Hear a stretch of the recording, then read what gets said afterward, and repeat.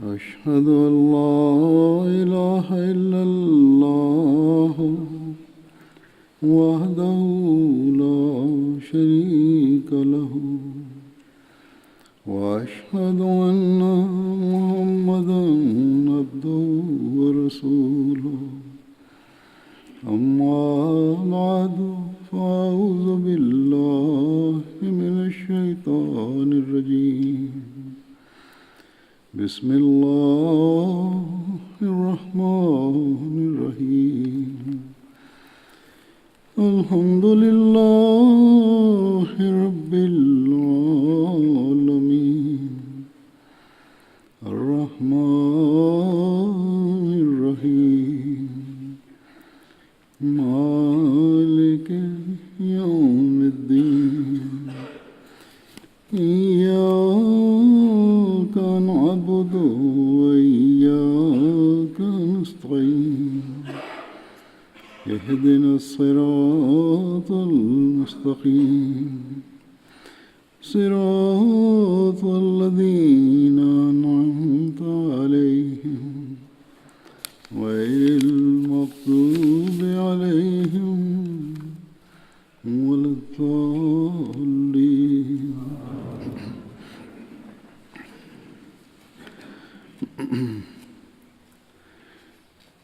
حضرت مسیح موعود علیہ الصلوۃ والسلام ایک موقع پر صحابہ رضوان اللہ علیہم کا مقام بیان فرماتے ہیں. Le Messie premier l'Islam a évoqué à une occasion le noble statut des compagnons du saint prophète Mohammed sallallahu alayhi wa sallam. Il déclare à ce propos: les nobles compagnons du saint prophète Mohammed sallallahu alayhi wa sallam, qu'Allah soit content d'eux, étaient des preuves éclatantes du noble caractère du saint prophète Mohammed sallallahu alayhi wa sallam.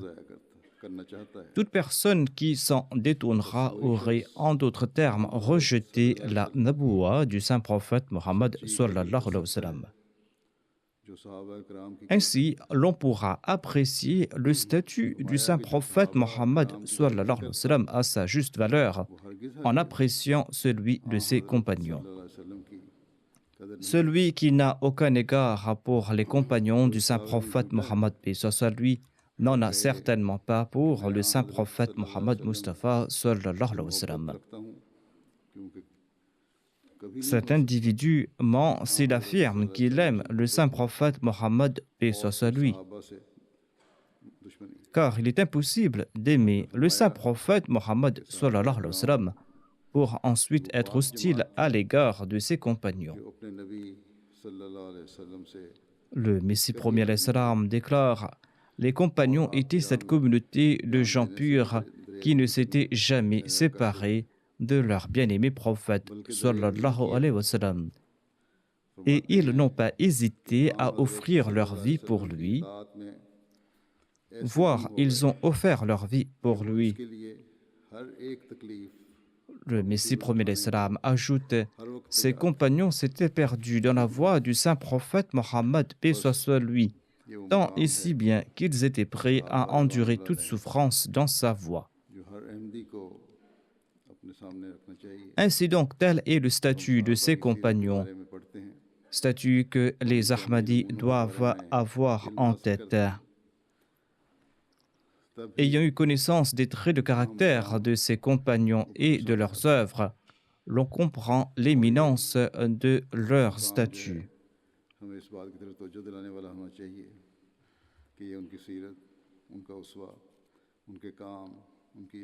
Cela doit nous faire comprendre que leur comportement, leurs traits de caractère, leurs exemples, leurs œuvres, leur obéissance, leur ibadah sont autant d'exemples pour nous et que nous devrons tenter d'émuler cela dans notre vie et nous devrons appliquer ces exemples au cours de notre vie.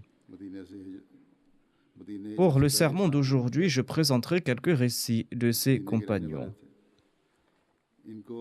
Abu Djajana Ansari était un compagnon qui avait embrassé l'islam avant que le saint prophète Mohammed lui ne s'établisse à Médine. C'était un compagnon de Médine et il eut l'honneur de participer à la bataille de Badr en compagnie du saint prophète Mohammed sallallahu alayhi wa sallam. Et il fit preuve d'un courage immense. Il participa aussi à la bataille d'Uhud. Au cours de la bataille d'Uhud, les musulmans subirent un revers après leur victoire initiale. Les mécréants lancèrent une contre-attaque après que certains musulmans avaient abandonné leur poste et après que les musulmans s'étaient dispersés.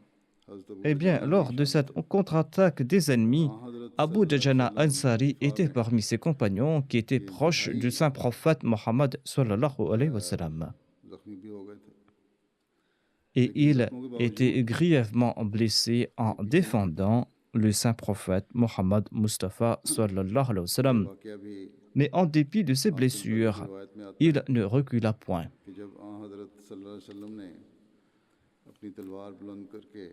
On rapporte que le saint prophète Mohammed sallallahu alayhi wa sallam leva haut son épée et il annonça qui aujourd'hui fera honneur à cette épée. Abu Dajana Ansari se présenta et il déclara « Je promets de le faire. Je promets d'honorer cette épée. » Vu son enthousiasme, le saint prophète Mohammed sallallahu alayhi wa sallam lui confia son arme. Abu Dajana demanda au envoyé d'Allah sallallahu alayhi wa sallam « Comment pourrais-je honorer cette épée ?» Le saint prophète Mohammed, paix soit lui, répondit « Cette épée ne fera couler le sang d'aucun musulman et aucun ennemi mécréant n'en sera à l'abri. » C'est-à-dire qu'il devra l'utiliser contre tout mécréant hostile qui mène la guerre contre l'islam.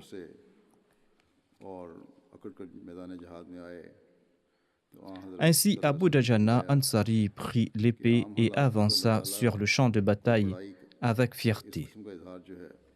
Le saint prophète Mohammed sallallahu alayhi wa sallam déclara « En temps ordinaire, Allah n'aime pas pareille expression de fierté. Mais aujourd'hui, la démarche fière d'Abu Dajana Ansari lui plaît. »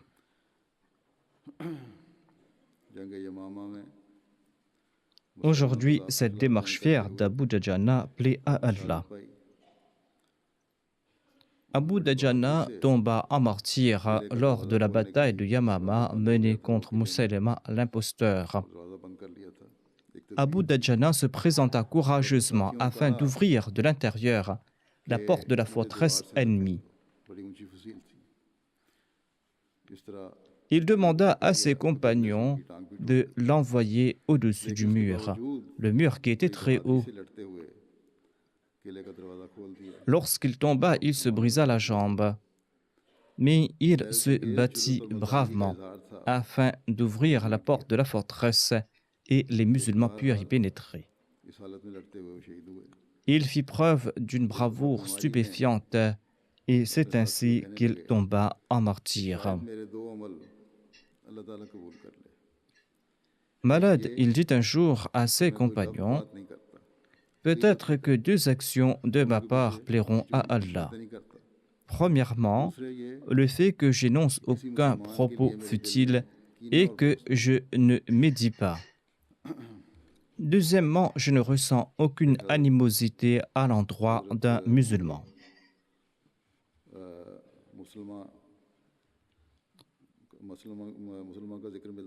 Mohammed bin Maslama était un des premiers musulmans de Médine.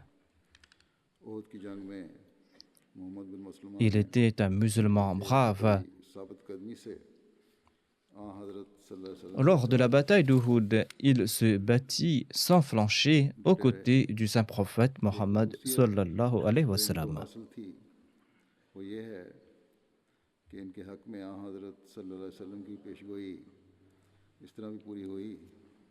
Une prophétie faite par le saint prophète Mohammed paix soit lui à son endroit est une de ses distinctions.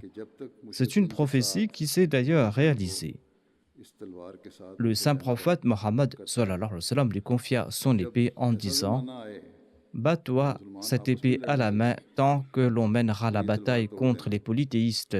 और अपने घर बैठ जाना। Et quand viendra le temps où les यहाँ musulmans तक se कोई battront entre eux, तुम पर eh हमलावर bien, हो brise cette épée या तुम्हारी मौत et हो। reste à la maison. उन्होंने इस नसीहत पर Reste à la maison jusqu'à ce que l'on s'attaque à toi ou और que ये la mort te हज़रत frappe. उस्मान रज़ियल्लाहु अन्हु की शहादत के बाद Mohammed bin Maslama कि suivit ce Amlan conseil du saint तलवार को prophète तोड़ दिया Mohammed paix soit lui. और लकड़ी की एक तलवार बनाई Après le martyr जो du calife बनाने लगा Othman, Mohammed bin उसने Maslama पूछा कि क्या brisa कर cette épée et il se समझने लगे fabriqua une épée कि de इसकी bois हिकमत ये है qu'il pendait au कि वो mur. कायम रहे। Quelqu'un lui en वहाँ demanda हज़रत सल्लल्लाहु अलैहि l'utilité. वसल्लम के इरशाद की Mohammed bin Maslama हमने ये तय expliqua कर ली है कि अब afin लोहे que की cette तलवार épée inspire la नुकसान नहीं crainte. J'ai suivi l'ordre du saint prophète और लकड़ी की Mohammed paix तलवार soit किसी को lui नुकसान नहीं पहुंचा सकती। et je n'ai plus d'épée de fer à présent. बाद सहाबा कहते थे कि Et फितने cette का अगर épée en किसी bois रसूल ne से nuira à नहीं हुआ personne. यानी वो फितना जब हज़रत उस्मान की Certains शहादत के des बाद मुसलमानों में compagnons शुरू हुआ disaient que तो अगर Mohammed वो bin किसी का करीब Maslama था उसका était le seul qui तो वो fut à उन्होंने l'abri de मुसलमान थे l'influence des troubles और survenus उन फितनों से après le बचने के लिए martyr du calife Othman. वीराने में डेरा डाल लिया और फरमाते थे कि जब तक फितने टल नहीं जाते Afin de se मेरा यही prémunir इरादा de ces है troubles, कि मैं après वीरानों में la ज़िंदगी mort du गुजारूं। calife Othman, Mohammed bin इसलिए Maslama वो लोग थे partit habiter un lieu désert जिन्होंने जब et जंग il की disait: Je passerai ici इसलिए mon temps tant que les कि troubles मजहब अब हमला perdurent. होगा इसलिए Ces कि आ gens ont हज़रत pris सल्लल्लाहु अलैहि les वसल्लम armes ने फरमाया quand था on s'attaquait à la कि religion. मुशरिकीन Ils ont pris les दीन को armes ख़त्म en करने के लिए raison हमला de कर रहे हैं l'ordre du saint prophète उन सबक Mohammed Mustafa sallallahu alayhi wa जब sallam, तक à मुसलमान इस बात savoir पर de se कायम रहे battre contre les polythéistes उनकी ताकत भी qui ऐसी avaient रही pris les armes pour détruire la कि वो religion. गालिब आते रहे और जब Tant que आपस les में लड़ाइयाँ musulmans शुरू हुई appliquèrent ce या principe, मुनाफिकीन की ils बातें avaient la बनाकर suprématie. आपस में एक दूसरे की गर्दनें काटने लगे Mais बेशक quand ils s'entre-déchirèrent, हुकूमतें तो lorsqu'ils झुकी s'entretuèrent sous लेकिन l'influence des hypocrites, इबादत नहीं eh रही bien, ces musulmans étaient और आहिस्ता आहिस्ता désunis. हुकूमत भी कमज़ोर होती गई Ils étaient désunis और आज en हम देखते dépit हैं de la présence de leur आपस État. में इख्तलाफात जो हैं मुसलमानों के Petit à उनकी इंतहा petit, हुई है l'État musulman s'est और affaibli. आ हज़रत Et सल्लल्लाहु अलैहि वसल्लम aujourd'hui, की nous constatons एक que नबी cette पेशगोई हो चुकी dissension a atteint son ये comble. हो चुकी है कि अंधेरे ज़माने के बाद D'ailleurs, une autre prophétie du saint रोशनी prophète Mohammed sallallahu alayhi wa sallam ज़माना आए s'est aussi वसीम का ज़माना réalisée, आए notamment मुसलमानों que का ज़माना lorsque आए la période de और जमात के lumière साथ मिसर हो poindra जाना à इसी में l'avenir बरकत है après la période कि ténébreuse इस et que viendra le आने Messie वाले promis, खुदावन il faudra l'accepter मुसलमान अब et देख il रहे हैं faudra se joindre कि à la ऐसे ही Jamaat, लोगों में car c'est en एक elle दूसरे que के साथ résident कैसे les बढ़ते हैं bénédictions. Or, en और इसकी rejetant वजह l'envoyé यह है divin, les musulmans कि sont en आज train de गैर s'entretuer dans गैर leur मुस्लिम pays. दुनिया अमलन Et मुसलमानों पर aujourd'hui, हुकूमत dans la कर रही है pratique, ce sont les non-musulmans हजरत qui gouvernent les हम पर musulmans मुसलमान dans के leur इंतहाई propre pays. साहिब राय होने और इताअत गुजार होने की भी कई वाक़यात मिलते हैं Différents और इस récits वजह से mettent en खुलफाओं की बहुत exergue इताअत करते थे les avis खास judicieux तौर et पर हजरत l'obéissance Umar hors pair de Mohammed और bin हजरत उस्मान Maslama. ने उन्हें बहुत En raison de ses बाज़ qualités, अहम les करार califes दिए plaçaient en lui बाज़ une grande अहम सिफात confiance. दी Les califes हजरत Omar उमर को et बाज़ Othman lui avaient दफ़ा confié des माल की tâches ज़्यादा qui étaient खैरात très आती थी importantes. मुख्तलिफ जो काम करने Quand le होते थे calife Omar recevait निज़ाम की des तरफ से होते doléances थे concernant उनके खिलाफ जब certains हुकूमत को उसकी fonctionnaires मसले और qui शिकायत ont आती été थी envoyés dans des contrées उसकी éloignées, तहकीक के लिए eh bien, suite à ces doléances, Abu le मुसलमा calife को Omar मोहम्मद बिन मसलमा को envoyait भेजा Mohammed bin Maslama mener une enquête. एक इब्तदाई सहाबी हज़रत अबू अयूब अंसारी थे वो खुशकिस्मत थे जिनको हज़रत सल्लल्लाहु अलैहि वसल्लम के वक्त Abu Ayyub मदीना में Ansari était un des premiers पैदा compagnons. हुआ इब्तदाई Il ज़माने eut में l'honneur d'héberger chez lui le saint ये prophète शख्सियत Mohammed थी sallallahu alayhi wa sallam कि au tout हज़रत début सल्लल्लाहु de अलैहि son वसल्लम séjour मदीना à में Médine. और हर एक उस वक्त इस बात का Chaque musulman de Médine आप souhaitait सल्लल्लाहु अलैहि वसल्लम से accueillir chez इंतज़ार lui कर le रहा saint था prophète Mohammed paix soit दाद lui, दे रहा था et आप chacun सल्लल्लाहु अलैहि वसल्लम ने avait फरमाया exprimé son souhait कि मेरी au saint उम्मत को prophète छोड़ Mohammed sallallahu alayhi wa जहाँ अल्लाह sallam. ताला की मर्जी होगी ये ठहर जाएगी Sur ce, le saint prophète Mohammed paix soit lui demanda qu'on lâche les rênes de sa chamelle et que celle-ci s'arrêtera là où Allah le voudra. Ainsi donc, la chamelle s'arrêta devant la maison d'Abu Ayyub Ansari. Mais ses voisins n'étaient pas satisfaits et ils disaient que leur maison était dans les alentours. Sur ce, le saint prophète Mohammed paix soit lui tira au sort leur nom et ce fut le nom d'Abu Ayyub Ansari qui fut choisi. Le saint prophète Mohammed paix soit lui logea ainsi dans sa maison qui comportait un étage. Abu Ayyub Ansari logeait en haut et l'envoyé d'Allah occupait le rez-de-chaussée. Une nuit, un grand récipient d'eau qui se trouvait en haut se brisa.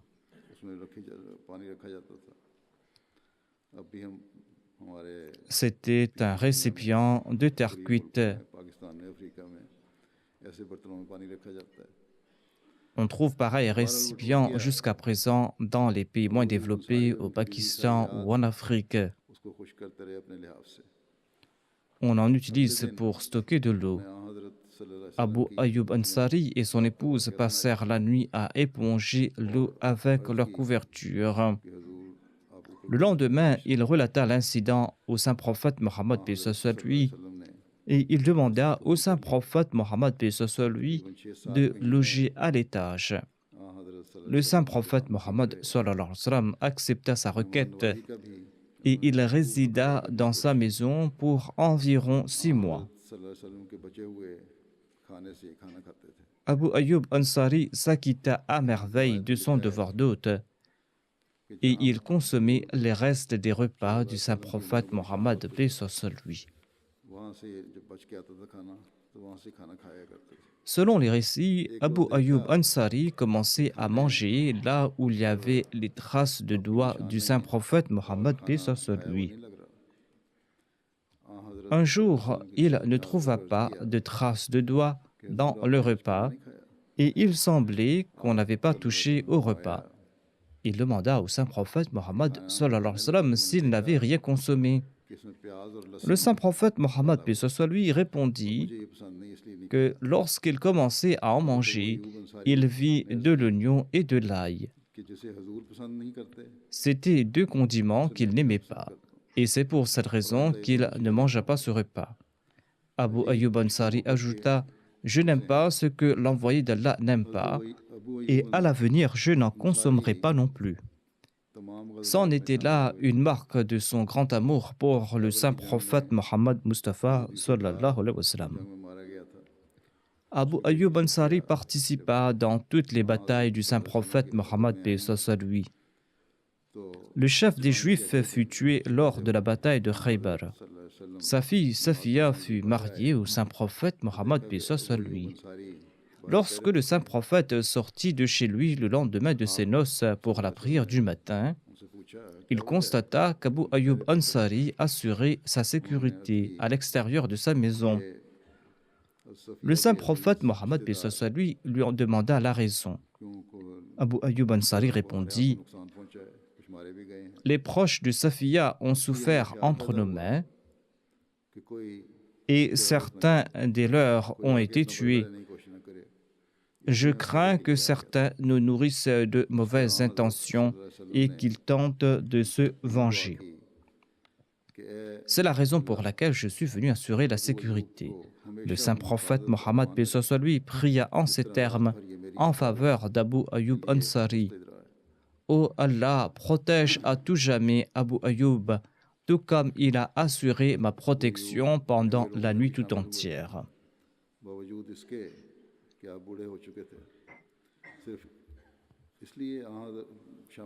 Abu Ayyub Ansari participa aussi dans la bataille contre les Byzantins en dépit de son âge avancé.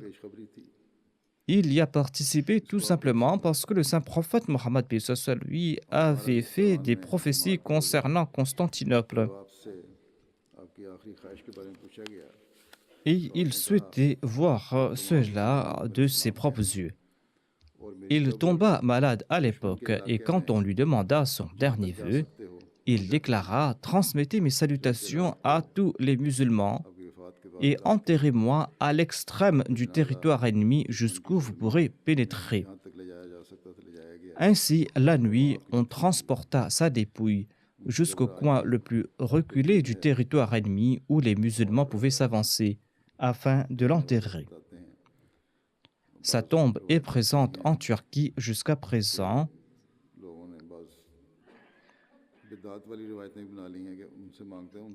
Certains récits ont été fabriqués à son propos. D'aucuns implorent Abu Ayyub Ansari. Cela est condamnable. En tout cas, l'on dit que les prières faites là-bas, tout près de sa tombe, sont exaucées. Certaines histoires, en tout cas, ont été fabriquées par la suite. Le saint prophète Mohammed lui avait prié pour sa protection. En conséquence, il participa à nombre de batailles et il vécut longtemps. Il retourna de ces batailles en vaillant soldat et il eut une longue vie.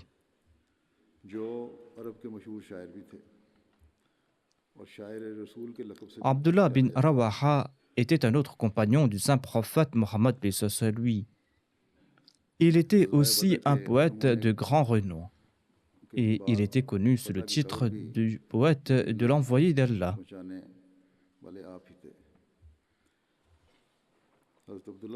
Abdullah bin Rawaha était le premier à faire connaître aux habitants de Médine la victoire des musulmans à Badr. Abdullah bin Rawaha vouait à l'égard du saint prophète Mohammed lui une grande affection et il avait aussi un très grand sens de l'honneur à l'égard du saint prophète Mohammed lui.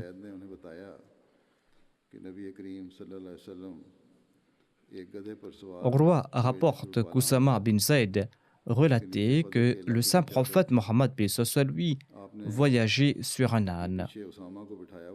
Sous la selle de l'animal se trouvait un tapis de la région de Fadak. Le saint prophète Mohammed lui avait placé derrière lui Oussama bin Zayd et il partait visiter Saad bin Ubada de la tribu de Banu Harith bin Khazraj qui était malade. Cet incident s'était passé avant la bataille de Badr. Le saint prophète Mohammed lui croisa en cours de route un groupe de musulmans, de polythéistes et de juifs. Il s'y trouvait Abdullah bin Ubay ainsi qu'Abdullah bin Rawaha. Lorsque la monture du saint prophète lui traversa tout près de l'assistance, elle souleva de la poussière. Et Abdullah bin Ubay se couvrit le nez avec son manteau et il déclara: N'envoie pas sur nous de la poussière. Le saint prophète Mohammed lui transmit ses salutations. Il s'arrêta, il descendit de sa monture et il l'invita vers la voie d'Allah et il lui lut le Saint-Coran. Abdullah bin Ubay s'adressa au saint prophète Mohammed lui en ces termes: Ce que tu fais là n'est pas bien. Même si tes propos sont vrais, eh bien, ne viens pas nous tourmenter ici. Retourne chez toi et raconte cela à celui qui viendra te visiter. Abdullah bin Rawaha était présent sur les lieux et il déclara: Ô envoyé d'Allah, venez dans nos assemblées. Nous apprécions votre présence. Abdullah bin Rawaha ne s'inquiéta pas des propos de son chef. C'était là une expression spontanée de son amour et de son sens de l'honneur à l'égard du saint prophète Mohammed Mustafa sallallahu alayhi wa sallam. Il ne s'était guère inquiété de ses chefs et de ces gens de ce bas monde. Selon Ibn Abbas, le saint prophète Mohammed lui envoya un jour des compagnons mener une campagne. Abdullah bin Rawaha faisait aussi partie. Ce fut un vendredi et les compagnons prirent la route le matin. Abdullah bin Rawaha, quant à lui, décida de rester afin d'accomplir la prière de Juma en compagnie du saint prophète avant de partir rejoindre le détachement qui était en route. Quand le saint prophète Mohammed, paix soit lui, le vit dans la mosquée après la prière du vendredi, il lui demanda ce qui l'avait empêché de partir en compagnie des autres. Abdullah bin Rawaha répondit au prophète d'Allah: Je souhaitais ardemment accomplir la prière en votre compagnie et je souhaitais écouter votre sermon avant de partir rejoindre les autres. Le saint prophète Mohammed commenta: Si tu dépenses tout ce que recèle la terre, tu n'obtiendras pas la récompense accordée à ceux qui, en obéissance à mes directives, sont sortis tôt le matin. Ainsi, l'obéissance était la chose essentielle. Il a déclaré que tu n'obtiendras pas la récompense accordée à ceux qui sont sortis tôt le matin. Et selon d'autres récits, il est dit qu'Abdullah bin Rawaha était par la suite le tout premier à sortir pour toute campagne ou bataille et il était le dernier à retourner à Médine.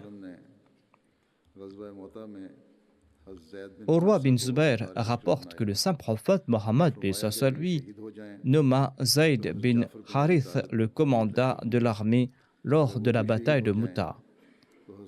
Et il déclara que Jafar ibn Abi Talib va succéder à Zayd si ce dernier venait à mourir au combat, et Abdullah bin Rawaha sera son successeur si Jafar mourrait.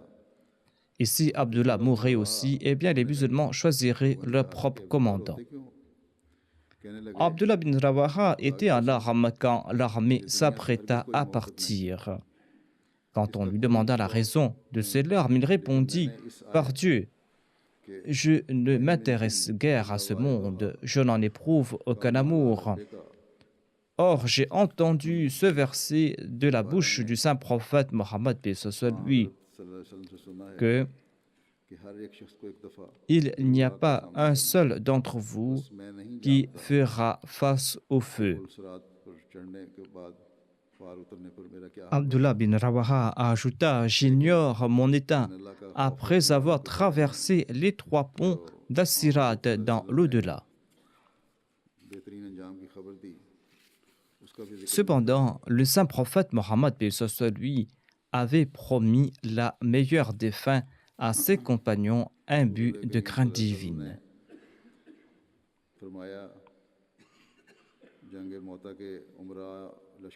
Le saint prophète Mohammed avait déclaré qu'il voyait assis sur des trônes en or au paradis les commandants de l'armée envoyés à Mouta. Ainsi, ces gens avaient atteint leur objectif. Un couplet d'un poème décrit en ces termes leur souhait du martyre. Il déclare: Lance et flèches m'ont traversé les entrailles et le foie. Que Dieu agrée mon martyre. Quel valeureux soldat, que Dieu lui fasse miséricorde, clameront ceux qui passeront devant ma tombe.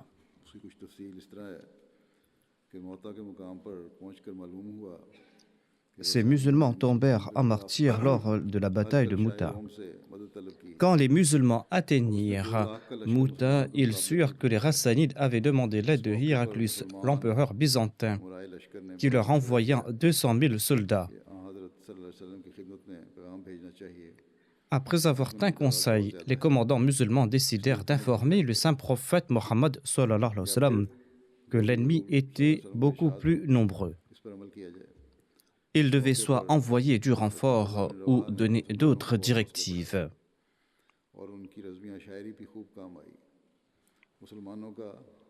Abdullah bin Rawaha remonta le moral des soldats musulmans et ses vers épiques eurent l'effet escompté. Les 3000 soldats musulmans avancèrent pour combattre les 200 000 soldats ennemis.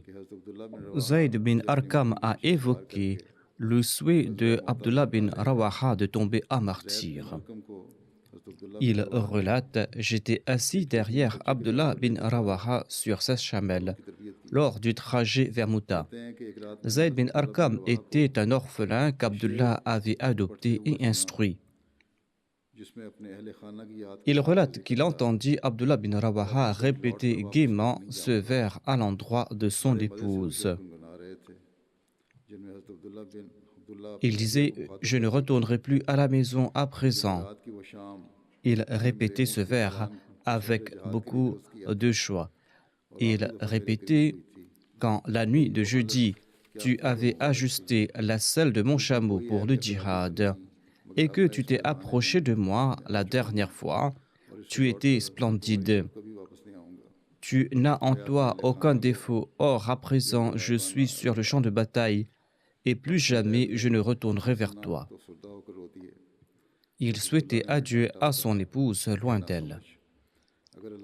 Ces paroles attristèrent Zayd bin Arqam, qui était tout jeune. Abdullah bin Rawaha le réprimanda: Naïf, si Allah m'accorde le martyre, qu'as-tu à y perdre? Tu retourneras à l'aise sur ma monture. Abdullah bin Rawaha fit preuve d'une grande bravoure sur le champ de bataille. Norman bin Bashir relate que quand Ja'far tomba en martyr et les soldats appelèrent Abdullah bin Rawaha qui se trouvait sur le flanc de l'armée, eh bien, Abdullah bin Rawaha s'avança en récitant des vers épiques à l'endroit de sa personne. Il disait: Ô mon âme, n'es-tu pas prête à t'offrir à la bataille? Tu es déjà dans les girons de la mort. Il est temps d'accomplir ton souhait du martyr. Si tu offres ta vie maintenant, peut-être connaîtras-tu une bonne fin. Musab bin Shayba relate qu'Abdullah bin Rawaha s'avança quand Zayd et Ja'far étaient tous deux tombés en martyr. Un flot de sang coula de son corps quand une lance le perça. Il prit le sang et il s'en étendit le visage, et il tomba entre les rangs des soldats ennemis et musulmans. Mais il ne cessa de leur remonter le moral en tant que commandant de l'armée. Et avec une grande émotion, il les appelait à l'aide en leur disant: Ô musulmans, la dépouille de votre frère est devant l'ennemi. Venez et écartez-le de votre voie vers l'ennemi. Les musulmans lancèrent une vigoureuse attaque contre l'ennemi quand Abdullah bin Rawaha tomba en martyr.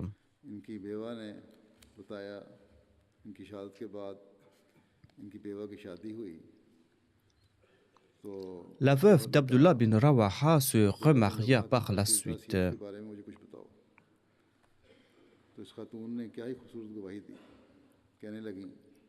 Son nouveau mari lui demanda de décrire une des qualités d'Abdullah bin Rawaha.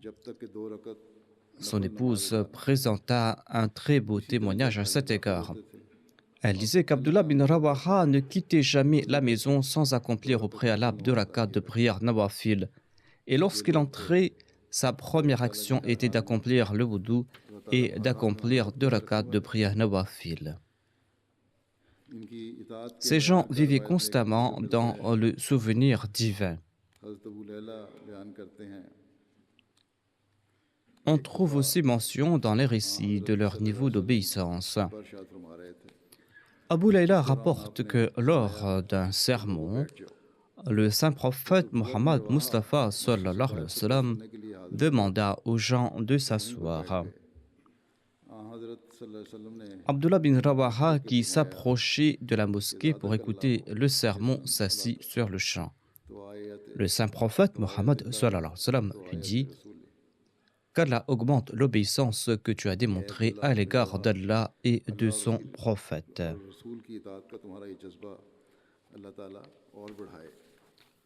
Ô Abdullah bin Rawaha, qu'Allah augmente l'obéissance que tu as démontrée à l'égard d'Allah et de son prophète.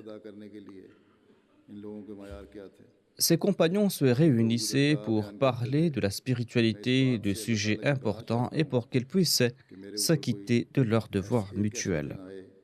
Abu Darda relate: Je cherche refuge auprès d'Allah contre le jour où j'oublierai Abdullah bin Rawaha. कि हज़रत अब्दुल्ला बिन रवाहा की जब भी मेरे Je me souviendrai de lui tous les jours. La raison en est que lorsqu'il venait à ma rencontre par derrière, eh bien, il plaçait sa main sur mon épaule. Abu दरदा Et s'il me faisait face, il plaçait sa main sur le cœur et disait फिर मेरे साथ बैठते Abu Darda, जब तक हमें viens t'asseoir et ranimons notre foi.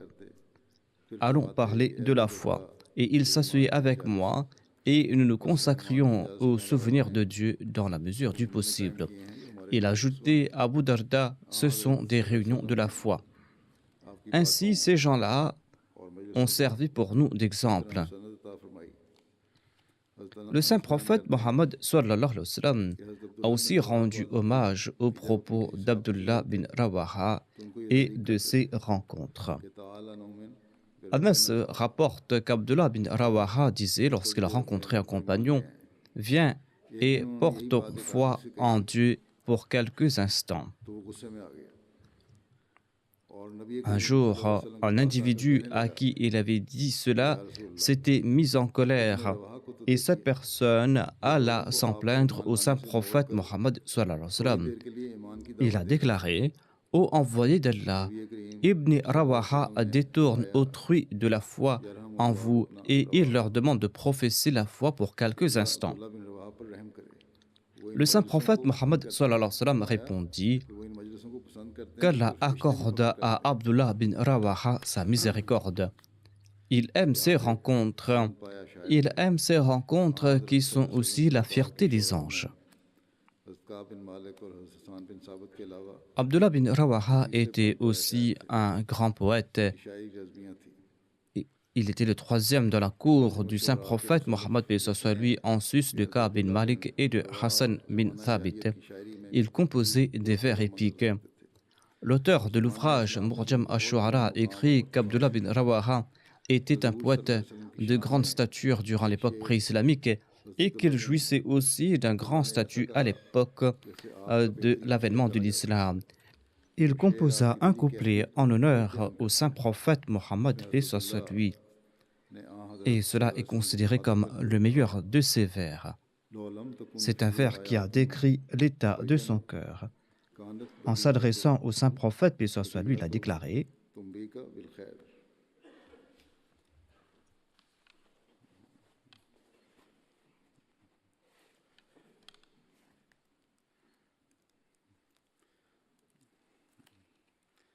तुम भी का बिल खबर कि मोहम्मद मुस्तफ़ा सल्लल्लाहु अलैहि वसल्लम के पास अगर सच्चाई और सदाकत का इजहार करने के लिए वो तमाम खुले खुले और रोशन निशानात ना भी Il a déclaré en s'adressant au saint prophète Mohammed paix soit lui, même si tu n'avais pas apporté des signes évidents, जो खुद आपकी सच्चाई का ऐलान l'éclat de ton visage suffira pour prouver ta véridicité. आशिक सादिक थे जिन्होंने आ हज़रत सल्लल्लाहु अलैहि वसल्लम का चेहरा देखकर ही आपको पहचाना Ces gens étaient les véritables amoureux du saint prophète Mohammed sallallahu alayhi wa sallam.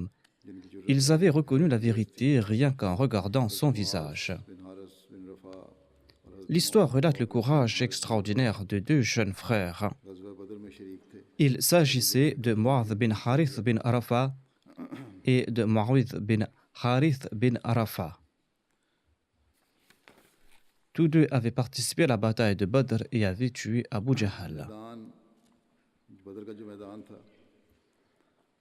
उसमें वो शदीद जंग हो रही थी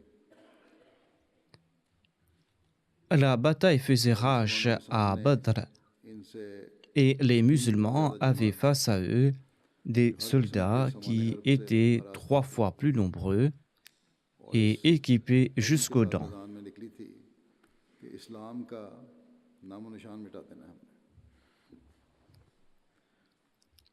Ils étaient venus avec l'intention d'effacer le nom de l'islam de la surface de la terre. अपनी किताब सीरत खातमुन नबीयीन में लिखा है Les musulmans étaient peu en nombre, ils étaient pauvres et vivaient exilés. मुसलमानों Leur condition a été décrite par Mirza Bashir Ahmad dans son ouvrage Sirat Khatam al-Nabiyyin. Vu la disparité entre les deux armées, les Mécois auraient anéanti en quelques minutes les musulmans. Mais ces musulmans avaient un grand amour pour l'unicité divine, et leur amour pour l'unicité divine et le prophète les avait rendus plus forts que tous.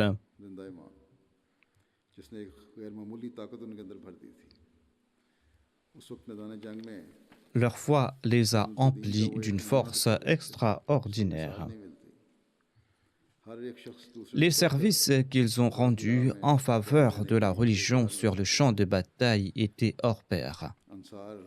Chacun souhaitait, à qui mieux, offrir sa vie dans la voie d'Allah.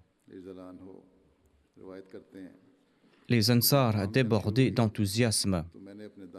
Abdurrahman bin Auf relate ceci.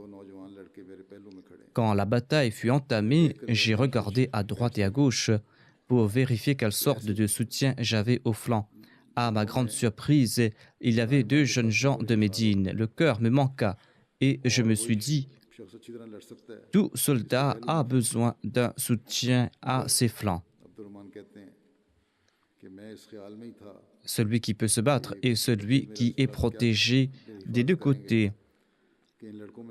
J'étais perdu dans ces pensées quand l'un des garçons me demanda tout doucement, comme pour éviter que son frère ne l'entende, il me demanda, « Oncle, nous avons entendu parler d'un certain Abu Jahl qui harcelait et tourmentait le saint prophète Mohammed sallallahu alayhi wa sallam. J'ai promis à Dieu que je le tuerai ou que je serai tué dans cette tentative. » Abdurrahman bin Auf n'avait pas encore répondu à sa question quand son frère lui posa la même question. Il déclare que je fus fort étonné du courage et de la détermination de ces 2 garçons. Abu Jahl était le chef de l'armée et il était entouré de soldats aguerris. Abdurrahman leva le doigt pour le pointer vers Abu Jahl.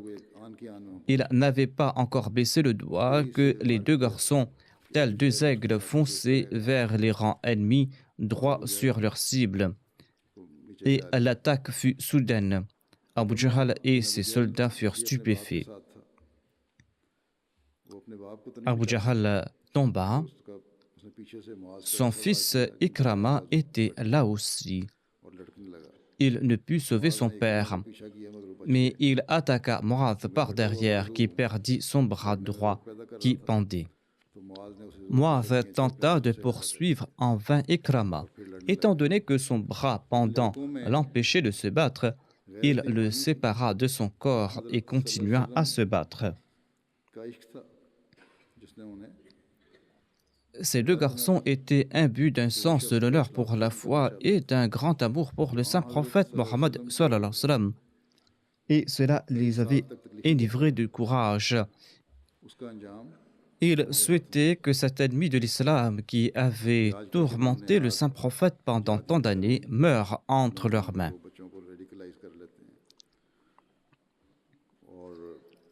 Ils n'étaient pas du tout comme ces soi-disant djihadistes d'aujourd'hui qui sont en train de radicaliser les jeunes et les enfants afin qu'ils combattent au nom de l'islam. Au contraire, ils avaient une véritable raison. En effet, leurs ennemis ne les laissaient pas vivre en paix, et ce, malgré le fait qu'ils s'étaient séparés d'eux. Et ils devaient présenter tout sacrifice afin de rétablir la paix pour ne laisser aucune place aux troubles. De nos jours, des jeunes sont enlevés et ensuite ils sont radicalisés afin de renverser le pouvoir en place. Ces derniers jours, selon les informations, il y avait un garçon de 14 ans qui avait réussi à s'échapper de leurs mains. Ce jeune racontait qu'il était en train de retourner de l'école lorsqu'il a été enlevé. Il a ensuite été forcé de suivre un entraînement qu'il ne voulait pas faire. Ensuite, ils l'ont poussé à mener la guerre. Il racontait qu'il avait rencontré de nombreuses difficultés pour s'échapper. Voilà le genre de choses malsaines dans lesquelles les musulmans sont impliqués, et ce, au nom de l'islam, alors que cela est aux antipodes des enseignements de l'islam. À l'époque du saint prophète, paix soit sur lui, ces personnes menaient des batailles et sacrifiaient leur vie uniquement dans le but de préserver la foi et afin d'établir la paix dans le monde. Il y a donc une grande différence entre les djihadistes d'aujourd'hui et ceux de l'époque. Le Messie premier l'Islam déclare: je souhaite voir mes membres suivre cet exemple établi par les compagnons, c'est-à-dire qu'ils doivent accorder préséance à Dieu et que rien ne doit entraver leur pas dans cette voie. Ils ne doivent avoir aucune considération pour leur vie ni pour leur argent. Certaines personnes m'écrivent des lettres et me disent que lorsqu'elles subissent des pertes dans leur commerce ou lorsqu'elles sont éprouvées dans leur travail, elles se laissent envahir par des doutes, se demandant si elles n'ont pas fait une erreur en acceptant le Messie promis. Ces personnes ont des doutes au sujet de la religion, au sujet de l'existence de Dieu, au sujet du Messie promis. Le Messie premier l'Islam déclare: dans de telles circonstances, toute personne peut se rendre compte à quel point elle s'est éloignée du véritable objectif. Comparez la différence entre ses compagnons et ces personnes. Les compagnons désiraient une seule chose, c'était qu'Allah soit satisfait d'eux. Dans cette voie, ils étaient prêts à supporter toute atrocité et toute souffrance. Si quelqu'un n'était pas éprouvé pendant quelque temps, eh bien, il pleurait et criait. Ses compagnons savaient que le fait d'être éprouvé par des difficultés attirait l'amour d'Allah. Il avait compris que derrière ces épreuves se cache le trésor de la satisfaction de Dieu. Et le Messie premier l'Islam a cité ici un vers en langue persane.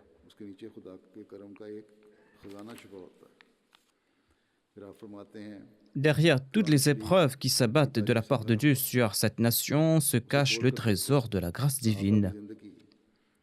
Ensuite, le Messie premier l'Islam déclare: le Saint-Coran regorge de leur éloge.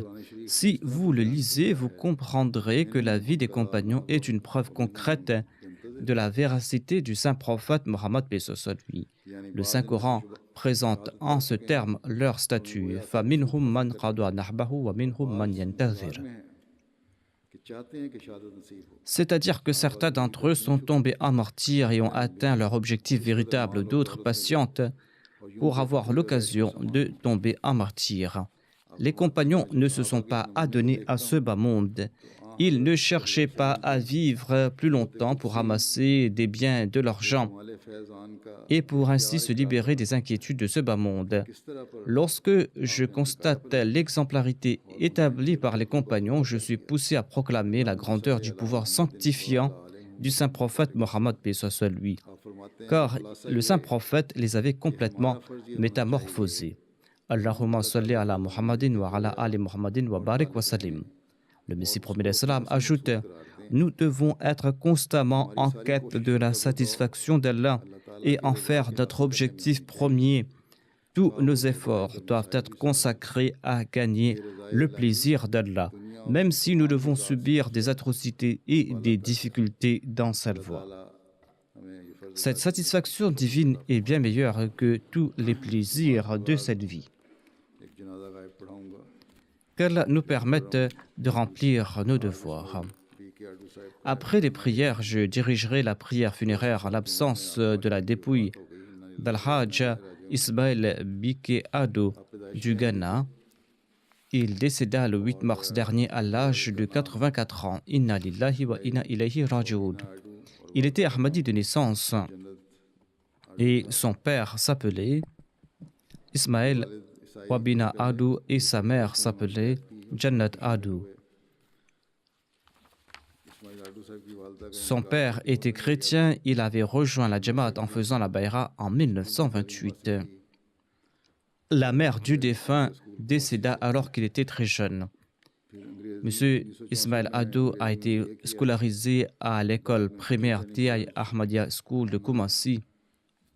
Il fit ensuite une licence en langue anglaise en 1964. Il termina ensuite sa formation au Teacher Training College de Ghana et il enseigna dans différentes institutions. Jusqu'en 1980, il servit en tant que superviseur des enseignants. मुसलमान तलबा के साथ Ensuite, के लिए il est parti enseigner l'anglais dans une école de la région de Solpond. मस्जिद भी बनवाई मुसलमान तलबा के लिए Il essaie de pourvoir aux besoins des enfants musulmans. Dans chaque école où il enseignait, il faisait aménager une mosquée pour les élèves musulmans. उसमें अंग्रेज़ी के उस्ताद लगे फिर Il a ensuite enseigné l'anglais à l'Université de sciences et de technologie. अंग्रेज़ी के बारे के बारे में जो गाना नाइजीरिया में बड़ी मशहूर हुई Il a aussi enseigné dans différents lycées. Il a aussi écrit un ouvrage sur la langue anglaise et la manière de l'enseigner qui a eu du succès au Ghana et au Nigeria एक सही नाम है et qui était utilisé pour l'enseignement. जुबान में डिप्लोमा से Il a reçu une bourse pour l'université de Bangor au pays des Galles, ici au Royaume-Uni. जमाती उर्दू को Et il a eu plusieurs diplômes ici. 1980 में Il a eu l'opportunité d'occuper de nombreuses responsabilités au sein de la Jamaat au Ghana. मुंतखब किया En 1980, le gouvernement du Ghana l'avait nommé comme ambassadeur du Ghana en Éthiopie. मुकर्रर किया Il était en train de servir à ce poste quand l'ONU le nomma président du comité sur la libération de l'Organisation de l'Union africaine. Il joua un rôle crucial pour l'indépendance du Mozambique et de l'Angola. और सफीर मुकर्रर हुए इनकी खसूसियत थी हमेशा जहाँ भी गए Il servit aussi quelque temps au Libéria comme ambassadeur. Là où il partait, il accordait toujours préséance à la religion, aux affaires mondaines. C'était là une de ses grandes qualités. यहाँ यूके आने के बाद इन्होंने Et il était toujours resté intègre. यहीं आ गए ताकि Lorsque le quatrième calife immigra ici au Royaume-Uni, il mit un terme à sa carrière politique et il s'installa au Royaume-Uni afin de rester avec ses enfants auprès du calife. ये खास इश्क था इनको खिलाफत से Il travaillait ici en tant qu'enseignant d'anglais dans différentes écoles. Il avait un grand amour pour le califat.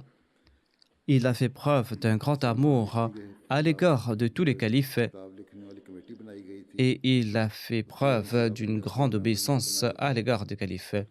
Le quatrième calife l'avait nommé membre du comité pour rédiger un livre pour répondre à Salman Rushdie. Radio पर तबलीगी प्रोग्राम करते थे Il faisait également beaucoup de tablir. जो आपके मजलिस भी लगे Il installait des stands de tablir à différents endroits. Il faisait aussi des émissions de tablir à la radio et il organisait également des sessions de questions et de réponses dans différentes jamaats. में जब हज़रत मसीह राबे ने pan African De même, en 1986, le quatrième calife créa l'association musulmane Ahmadiyya panafricaine पैकम जमात के ये पहले सदर et le défunt eut l'honneur d'en être le premier président. Il était également le premier président de la Jamaat de Peckham, ici au Royaume-Uni. शागिर्दों में En 1994, après le lancement de la MTA, il était parmi les élèves spéciaux de la classe d'Urdu. इतनी कोशिश वो कर सकते थे उस वक्त Il s'investissait au maximum afin de pouvoir apprendre la langue ourdou. थे लोग उनको जानते हैं दो बीवियां थी इनकी Et il était célèbre sous le nom de Barabacha, grand enfant, dans la classe d'Urdu. Il était ghanéen et les gens le connaissaient. Il avait deux épouses. Et après le décès du quatrième calife, le défunt était membre du comité en charge de l'élection du prochain calife. Lorsque la Jamia a été lancée ici au Royaume-Uni, तो कुछ अर्सा il a été affecté ici afin d'y enseigner l'anglais. अंग्रेजी पढ़ाई है मुकर्रर किया था वहाँ C'était une personne très pieuse qui passait son temps dans l'adoration de Dieu. Il était patient, reconnaissant. Il avait un cœur tendre et bienveillant. Il était dévoué dans l'adoration.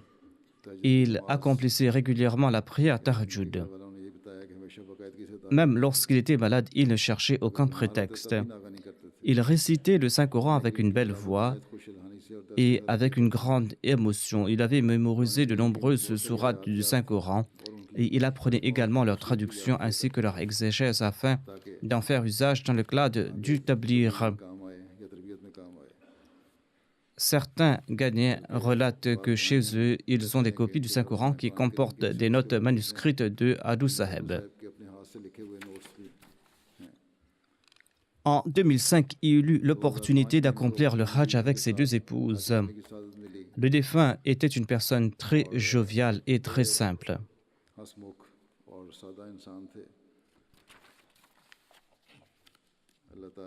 Qu'Allah exalte son rang et qu'il fasse preuve de pardon et de miséricorde à son égard. Il laisse derrière lui 10 fils et filles et 23 petits-enfants. Qu'Allah préserve sa descendance sur la voie de la piété et de la taqwa et qu'il soit toujours attaché à la Jamaat.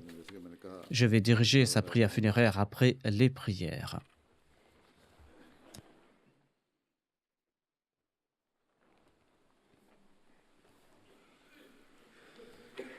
Alhamdulillah, nahmaduhu wa nasta'inuhu.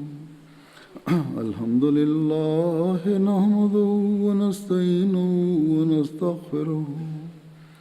ونؤمن به ونتوكل عليه ونعوذ بالله من شرور أنفسنا ومن سيئات أعمالنا من يهده الله فلا مضل له ومن يضلل فلا هادي له ونشهد أن لا إله إلا الله ونشهد أن محمدا عبده ورسوله عباد الله رحمكم الله إن الله يأمر بالعدل والإحسان وإيتاء ذي القربى وينهى عن الفحشاء